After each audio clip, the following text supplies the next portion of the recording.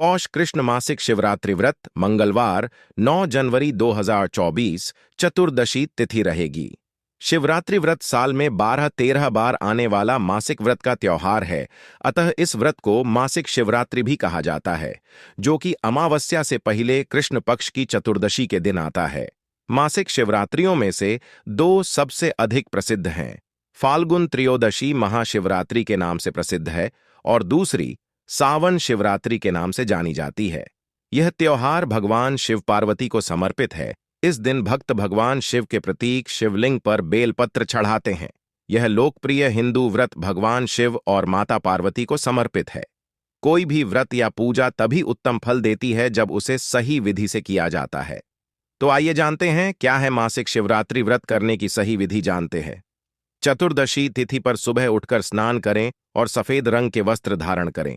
भगवान के सामने दीप प्रज्वलित कर व्रत का संकल्प लिया जाता है।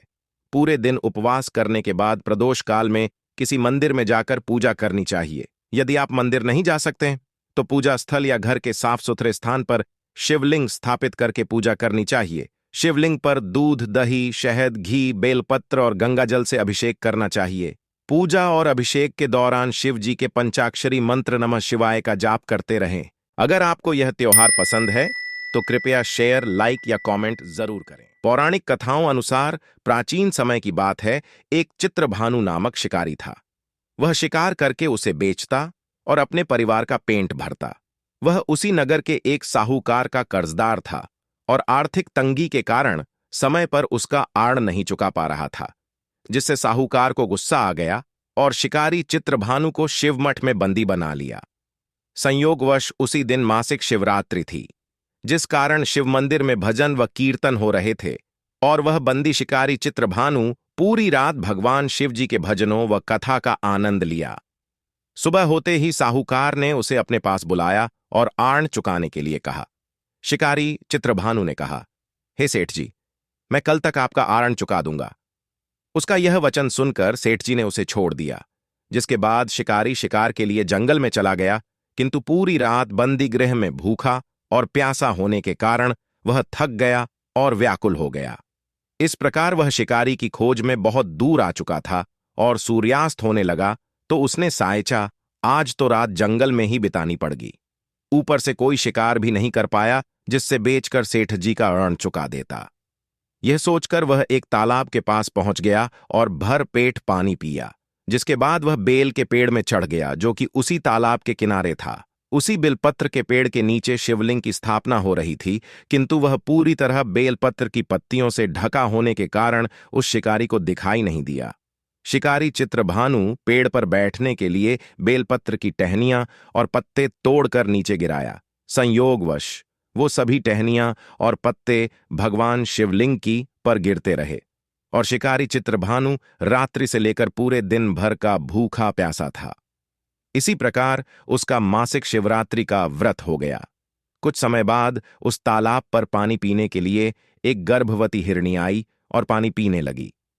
हिरनी को देखकर शिकारी चित्रभानु ने अपने धनुष पर तीर चढ़ा लिया और छोड़ने लगा तो गर्भवती हिरनी बोले, तुम धनुष तीर मत चलाओ, क्योंकि इस समय मैं गर्भवती हूं और तुम एक साथ दो जीवों की हत्या नहीं कर सकते, परंतु मैं जल्दी ही प्रसव करूंगी, जिसके बाद मैं तुम्हारे पास आ जानूंगी, तब तुम मेरा शिकार कर लेना। उस हिरनी की बात सुनकर चित्रभानु ने अपने धनुष को डरीला कर लिया। इतने में वह हिरनी झाड़ियों में लुप्त हो गई। ऐसे में जब शिकारी ने अपने धनुष की प्रत्यंचा चढ़ाई और डीली की तो उसी दौरान कुछ बेलपत्र के पत्ते झड़कर शिवलिंग के ऊपर गिर गए। ऐसे में शिकारी के हाथों से प्रथम पहर की पूजा भी हो गई। कुछ समय बाद दूसरी हिरनी झाड़ियों में से निकली। उसे देखकर शिकारी के खुशी का ठिकाना ही नहीं रहा। चित्रभानु ने उस हिरनी का शिकार करने के लिए अपन धनुष उठाया और तीर छोड़ने लगा तो हिरनी बोली, हे शिकारी, आप मुझे मत मारो, मैं अभी रथू से निकली हूं और अपने पति से बिछड़ गई। उसी को ढूंढती हुई मैं यहां तक आ पहुंची। मैं अपने पति से भेंट कर लूं, उसके बाद तुम मेरा शिकार कर लेना। यह कहकर वह हिरनी वहां से चली गई। शिकारी चित्रभानु अपना 2 बार शिकारी खोकर बड़ा दुखी हुआ और चिंता में पड़ गया कि प्रातः सेठ जी का आरण कहां से चुकाऊंगा। जब शिकारी ने दूसरी हिरनी का शिकार करने के लिए धनुष पर प्रत्यंचा चढ़ाई तो कुछ बिलपत्र के पत्ते झड़कर शिवलिंग के ऊपर गिर गए। ऐसे में पूजा का दूसरा प्रहर भी संपन्न हो गया। ऐसे में अर्धरात्रि बीत गई और कुछ समय बाद एक हिरणी अपने बच्चों के साथ तालाब पर पानी पीने के लिए आई। चित्रभानु ने जरा सी देरी नहीं की और धनुष पर प्रत्यंचा चढ़ाई और तीरे को छोड़ने लगा। इतने में वह हिरणी बोली, हे शिकारी, आप मुझे अभी मत मारो। यदि मैं मर गई तो मेरे बच्चे अनाथाए जाएंगे। मैं इन बच्चों को इनके पिता के पास छोड़ आऊं, जिसके बाद तुम मेरा शिकार कर लेना। उस हिरणी की बात सुनकर शिकारी चित्रभानु जोर से हंसने लगा और कहा, सामने आए शिकार काय कैसे छोड़ सकता हूं। मैं इतना भी मूर्ख नहीं हूं, क्योंकि 2 बार मैंने अपना शिकारी खो दिया है, अब तीसरी बार नहीं। मैं अपने पूरे परिवार के साथ शीघ्र ही तुम्हारे सामने आ जाऊंगा। कृपा करके अभी मुझे जाने दो।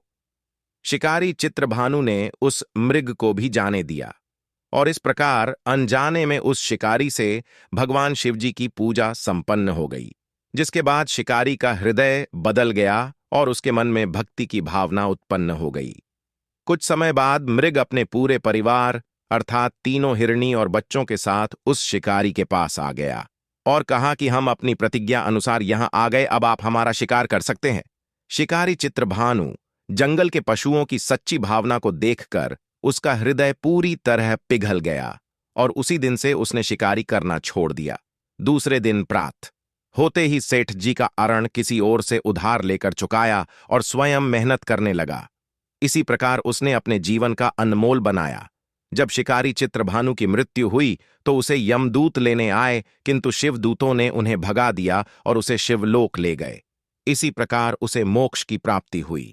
ये तो थी मासिक शिवरात्रि व्रत विधि और व्रत कथा।